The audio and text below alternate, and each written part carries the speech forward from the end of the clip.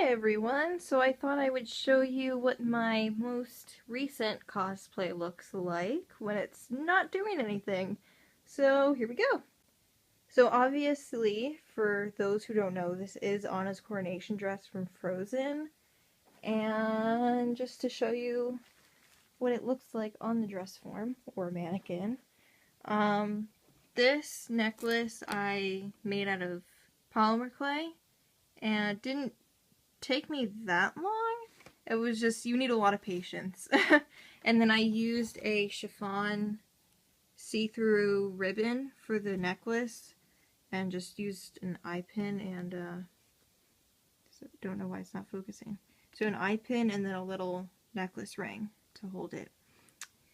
Moving on to the corset was just a corset that gave me such a headache. Yeah. I used the Frozen pattern from Simplicity to make the corset. Not a fan of patterns. I really don't like them. The pattern didn't even have the right appliques for the corset, so I had to copy the actual design from the one at Disney Parks. And I didn't even trace this design. I just went ahead with the paint and did it. So, did that. The gold trim on it was very difficult because, as you can see, there's some black right here, some black thread, because the see-through straps I put in was to hold the corset from popping out, and besides like staying on my chest, because it wouldn't stay on my chest, so I added straps figuring it would pull it back, which it does, so I had to make little pockets for the bra strap. And I had to continuously move those because they were never in the right spot. So that's the front of it. For the sleeves, I also used the pattern, and basically they give you this giant oval shape and then you just fold it in. So like that. And then I added some beaded trim to make it look more, I guess, more like fairy tale, like fashion or something. I don't know. I know a lot of the fairy tale dolls have like beaded trim to make it look fancier.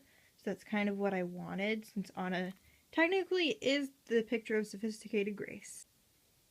Moving on to the back of the corset, I actually put in grommets or eyelets to make it a corset, and I ordered a lace from a corset shop online. I think it's Farthingales. And I got this one with a gold tip, so it matches the trim of the corset. I also got one in black just in case I need a backup. And I pretty much just found out a way to lace the corset on Pinterest, because Pinterest has helped me with a lot of things. And as you can see, these well, you can't see it there, but these little seams is actually boning. So it's more like a real corset because my other costumes don't have that. I just use cotton fabric and threw it on.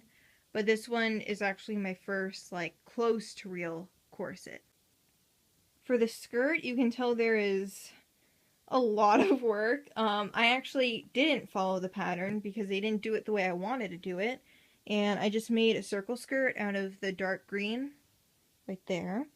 And I made a circle skirt out of that, and then I made two panels. So I made a light green panel and a darker green panel and sewed them together. I did 10 panels all around. So 5 on one side, 5 on the other. And used the appliques in the pattern to hand trace in pencil all of these individually. And took me about an hour to trace one panel, and then 15 minutes to paint it in, and then I would have to go back the next day after 24 hours and paint the second coat. So that took a long time. The bottom, though, I actually made the side hem, well, the side seam actually. I made it bigger than the hoop skirt that I have underneath, so that when I twirl, it will go out. So just like the pattern wanted me to piece panels together and then that makes up the skirt, I didn't do that. I just made it bigger or wider than the hoop skirt is, so that it flares out when I twirl. On one side I have the zipper, and you can see the waistband underneath. It's pretty thick. So I just put a hook and eye, 2 of them, and then I put a zipper, and that closed off the other side seam, which isn't too bad. And then my grandma actually helped me sew the hem because I can't do it all by myself. So we kind of worked on that together.